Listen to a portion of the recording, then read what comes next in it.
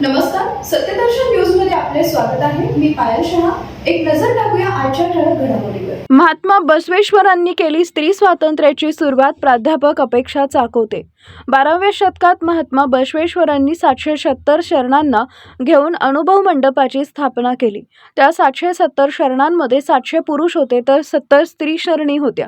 हीच स्त्री स्वातंत्र्याची सुरुवात महात्मा बसवेश्वरांनी केली, असं प्रतिपादन प्राध्यापक अपेक्षा चाकोते यांनी केले। सावली आपल्यावर पडणं म्हणजे सुद्धा शूद्र समजलं जायचं। अशा समाज व्यवस्थेमध्ये महात्मा बसवेश्वर यांनी त्यांना अनुभव मंडपामध्ये स्थान दिलं। अनुभव मंडपामध्ये स्थान देऊन महात्मा बसवेश्वर थांबले नाहीत। महात्मा बसवेश्वर यांनी त्यांना वचननिर्मिती करण्याचं स्वातंत्र्य दिलं। महात्मा बसवेश्वर यांच्या जयंतीनिमित्त वीरशैव विजनच्या वतीनं आयोजित केलेल्या बसव व्याख्यानमालेचे दुसरे पुष्प गुंफताना सौ चाकोते बोलत होत्या।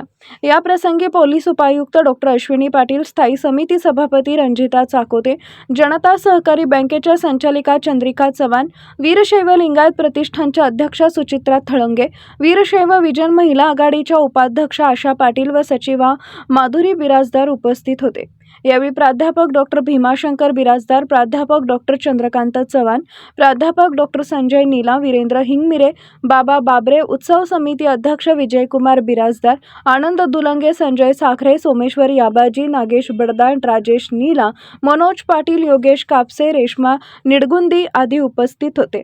कार्यक्रमाचे प्रास्ताविक राजशेखर बुरखुले यांनी, स्वागत आशा पाटील यांनी, तर कार्यक्रमाचं सूत्रसंचालन प्राध्यापक डॉक्टर शुभदा शिवपूज्य उपासे यांनी केले।